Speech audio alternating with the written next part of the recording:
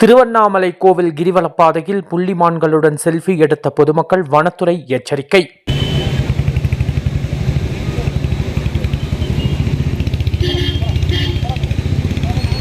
திருவண்ணாமலை பிரபல ஆன்மீக தலமாக திருவண்ணாமலை அருணாச்சலேஸ்வரர் கோவிலில் நடைபெற்ற கிரிவலத்தின் பொழுது சில பொதுமக்கள் புள்ளிமான்களுடன் நெருக்கமாக சென்று செல்ஃபி எடுத்த சம்பவம் பெரும் சர்ச்சையை ஏற்படுத்தியுள்ளது. கிரிவல பாதையில் அடிக்கடி உணவு தேடி வரும் புள்ளிமான்களை சுற்றி மக்கள் திரண்டு மொபைல் போனில் புகைப்படம் மற்றும் வீடியோ எடுத்துள்ளனர்.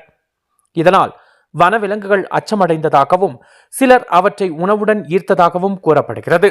இந்த சம்பவம் சமூக வலைதளங்களில் வைரலாகியதை தொடர்ந்து வனத்துறை அதிகாரிகள் தலையிட்டுள்ளனர். வனத்துறை வனவிலங்குகளுக்கு நெருக்கமாக சென்று தொந்தரவு அளிப்பது வனவிலங்கு பாதுகாப்பு சட்டம் 1972 கீழ் குற்றமாகும். மக்கள் தங்கள் பாதுகாப்பிற்காகவும் விலங்குகளின் நலனுக்காகவும் இதுபோன்ற செயல்களில் ஈடுபடக்கூடாது என்று எச்சரித்துள்ளது. மேலும் கிரிவல பாதையில் விலங்குகள் இயற்கையாக நடமாடும் இடங்களில் மக்கள் அமைதியாக இருக்கவும், விலங்குகளை தொட்டோ உணவளித்தோ கூடாது என்று வனத்துறை அறிவுறுத்தியுள்ளது. இயற்கையும் ஆன்மீகமும் இணையும் திருவண்ணாமலை கிரிவலம் சுற்றுச்சூழல் ஒற்றுமையின் அடையாளமாக விளங்குகிறது.